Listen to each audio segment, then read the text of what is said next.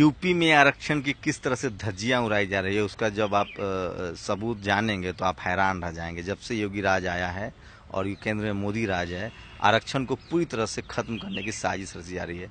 मेरे साथ आईआईटी रुड़की से ग्रेजुएट और इंजीनियर हैं और इन्होंने इंजीनियरिंग कॉलेज में पढ़ाया भी है और इनके पास वो पुख्ता सबूत है कि किस तरह से आरक्षण को नेस्तनाबूद किया जा रहा है। सुनील, क्या है पूरा मामला और जो लखनऊ इंजीनियरिंग कॉलेज का जिसमें आरक्षण को लेकर आप लोग पूरा प्रदर्शन कर रहे हैं? दरअसल बात यह है कि 2014 में ये रिजर्व पोस्ट के लिए वैकेंसी निकली थी। लगभग जितनी वैकेंसी थी उसमें रिक्रूटमेंट का 16 पोस्ट रिजर्व थी, उसमें एससी एसटी ओबीसी तीनों का था। उसी के साथ वो पोस्ट का इन लोगों ने नोटिफिकेशन निकाला, सारे लोगों ने फॉर्म भरा, मैंने भी अप्लाई किया हुआ था। उस ड्राफ्ट भी लगाया 500 को, वो ड्राफ्ट पता नहीं कहाँ चला गया और वो नोटिफिकेशन प्रोसीड नहीं हुआ।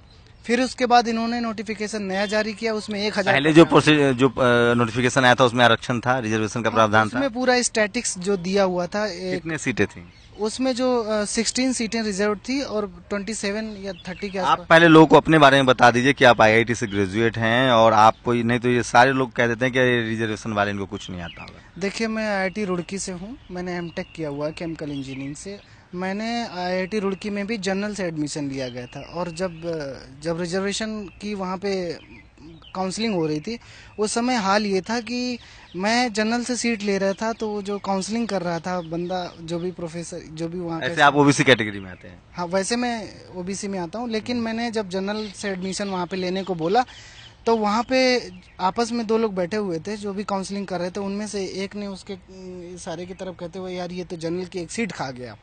तो जब ये स्थिति है हमारे संस्थानों की, वहाँ पे जहाँ पे शिक्षा में न्याय की उम्मीद करते हैं, वहाँ पे ये हाल हो जाता है। उसी तरीके जब अभी 2014 के इन लोगों ने रिक्रूटमेंट निकाला आईटी लखनऊ में, तब यहाँ पे स्थिति ऐसी बनी और वही नोटिफिकेशन उन लोगों ने कोलैप्स करके अभी 2017 का नोटिफिकेशन जारी किया है।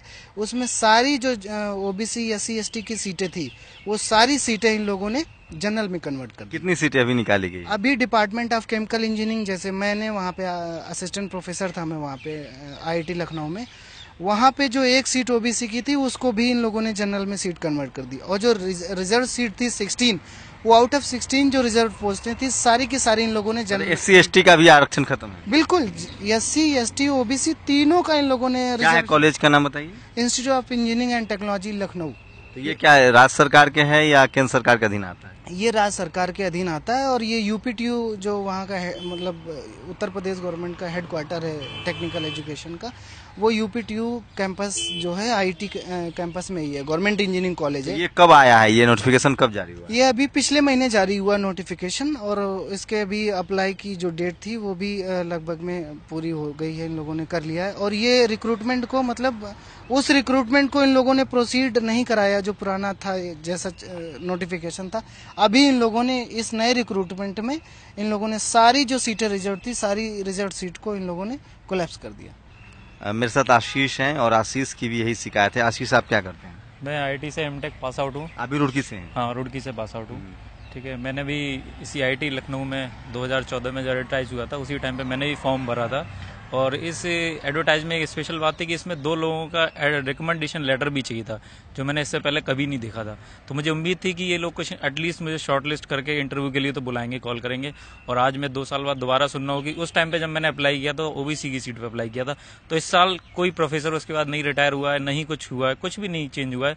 उसके बाद अब जो सीट देख रहा हूँ वो अनरिजर्व कैटेगरी में दिखाई जा रही है, केमिकल इंजीनियरिंग डिपार्टमेंट में। देखिए, ये 2 छात्र हैं ओबीसी कैटेगरी। आप भी ओबीसी से हैं? हाँ, ओबीसी से हूँ। ये 2 छात्र हैं ओबीसी कैटेगरी के हैं और ये साधारण छात्र नहीं है, आईआईटी से एमटेक हैं। उसके बाद आरोप लगा रहे हैं। आप समझिए उस पूरे खेल को कि जो पूरा मामला है, किस तरह से आरक्षण को लेकर लोगों के मन में घृणा है, नफरत है।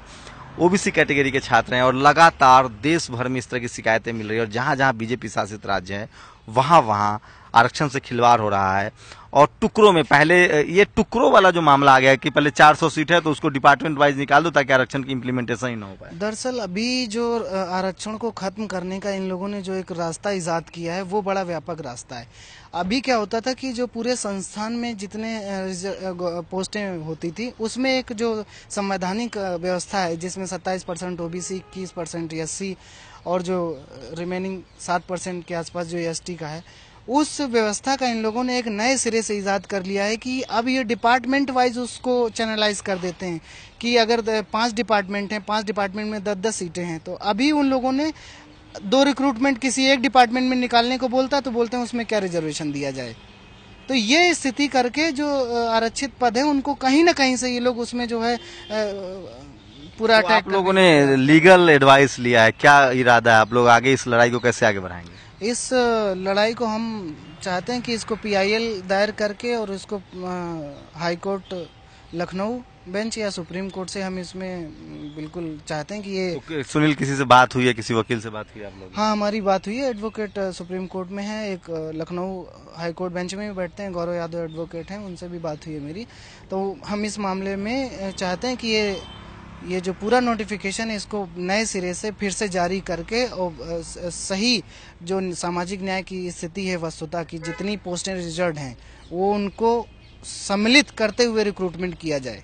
हम ऐसे आप लोग आशीष क्या है, क्या कोई आंदोलन भी करेंगे, लोगों से इस बारे में बात भी करेंगे? क्योंकि अब ऐसा हो रहा है कि जो ओबीसी के छात्र हैं, SC ST बहुजन समाज के छात्र, उनकी गिरफ्तारी भी हो जा रही है, 2 दिन जेल में रखे जा रहे हैं। ये मैं कहना चाह रहा हूँ कि हम लोग ने एप्लीकेंट हैं, इस वजह से ये मुद्दा हमारी नज़रों में आया है, तो हम लोगों ने इस मुद्दे को आपके सामने लेके आए हैं। लेकिन बहुत लोग हैं जो केवल ये सोच के और ये समझ के करते हैं कि नहीं ये तो ठीक हो रहा है जो भी कुछ हो रहा है, लेकिन ये सब कुछ गलत हो रहा है। तो क्या है कि अगर पढ़ा लिखा समाज और हम जैसे जागरूक नागरिक नहीं सामने आएंगे तब तक ये मुद्दा और दबता रहेगा और जगह भी ये इसी तरह की घपलेबाजी और भी चलती रहेगी। तो एक रास्ता जो ये लोग इजाद करते हैं ना, NFT नॉट फिट कैंडिडेट, जो इन लोगों का रहता है, नॉट सुटेबल वाला, हाँ, जो ये इन लोगों ने ऐसे व्यापक तौर पे इस्तेमाल किया है कि किसी भी रिक्रूटमेंट में ये घोषित कर देते हैं कि कोई सुटेबल कैंडिडेट, रिजर्व कैटेगरी जो कि बैकलॉग में चला जाता है। बैकलॉग, वो जो पैरेलल में रिक्रूटमेंट होता है उसमें ये लोग मतलब एक रास्ता निकाल देते हैं कि कोई इनको ओबीसी का कैंडिडेट नहीं मिला। भाई, इतनी ओबीसी की क्राउड पूरा सारी एजुकेशन में दच हो रखी है और इन लोगों को कोई सुटेबल कैंडिडेट नहीं मिलता।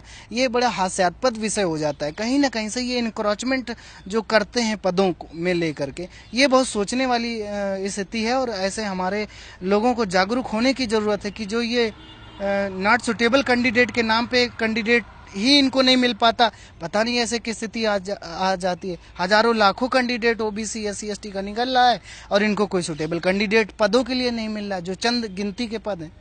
तो देखिए, ये एक बात को समझिए आप, लगातार आप जितने भी आरक्षण विरोधी लोग होते हैं वो कहते हैं कि मेरा IAS नहीं हुआ, मैं इंजीनियर नहीं बन पाया, और वो आरक्षण को कोसते हैं जो कि जनरल कैटेगरी के लोग होते हैं, जबकि उनको 49.5% ही आरक्षण है, बाकी तमाम सीटें हैं वो सिर्फ 15% आबादी वाले लोग के हिस्से में जाता है और 85% जो आबादी है उसके हिस्से के लिए 49% रिजर्वेशन है। और सोचिए, जो ये आरोप लगा रहे हैं, जो आरक्षण के खिलाफ जो साजिश हो रही है उसका जो खुलासा कर रहे हैं, जो आरक्षण को खत्म करने की जो साजिश हो रही है और उनके साथ जो भेदभाव होता है, वो तमाम छात्र हैं जो बहुजन छात्र हैं, SC ST OBC, वो छात्र हैं जो अपने संघर्षों से उन्होंने ऊंची तालीम ली है, यूनिवर्सिटी पहुंचे हैं, वो PhD कर रहे हैं, उन्होंने M.Tech किया है, उन्होंने IIT में दाखिला लेकर अपने आप को प्रूफ किया है। उसके बाद जब नौकरी लेने की बारी आती है तो इस तरह से आरक्षण के खिलाफ साजिश की जाती है और नॉट फाउंड सुटेबल के नाम से जो रिजर्व कैटेगरी की सीट्स है उसको भी नहीं भरा जाता है और बैकलॉग के नाम पर उसको साइड कर दिया जाता है और बाद में फिर उसको जनरल सीट से भर दिया जाता है। तो ये साजिश हो रही है और खासकर जहां जहां बीजेपी शासित राज्य है वहां लगातार शिकायतें मिल रही है